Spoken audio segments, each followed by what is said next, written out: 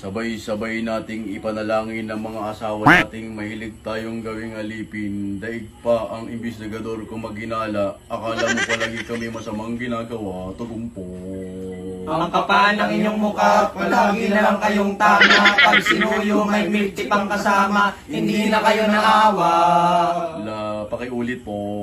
Ang kapal ng inyong mukha, palagi na lang kayong tama. Pag sinuyo, may milk tea pang kasama, hindi na kayo naawa. Lahat na pinagsilosan, wala lang natitirang babaeng kaibigan. Ultimo motor namin, pinag-iinitan na baka sa ibang babae daw pinaangkasan. Tugon po. Ang kapal ng inyong mukha, palagi na lang kayong tama. Pag sinuyo, may milk tea pang kasama, hindi na kayo naawa. Pag kami nagpaalam naman ay agad pinapayagan. Payapa kaming alis na akala namin ay ayos lang. Pero pag uwi namin, nasa labas na ang aming damitan. Tugon po. Ang kapal ng inyong mukha, palagi na lang kayong tama. Pag sinuyo, may milk tea pang kasama, hindi na kayo naawa.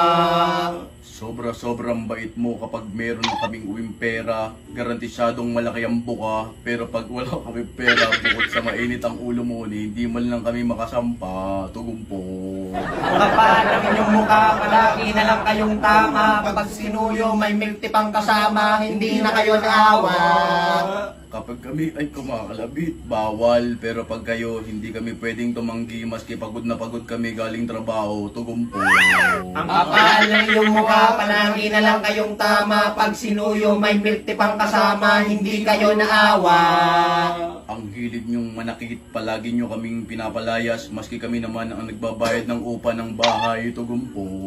Ang kapal ng inyong mukha, palagi na lang kayong tama. Pag sinuyo, may milk tea pang kasama, hindi na kayo naawa. Hindi. Hinihiling namin ang inyong pagbabago. Kami ay nagsusumamo. Babait, babait, babait. Tugon po. Babait, babait, babait. Babait, babait, babait.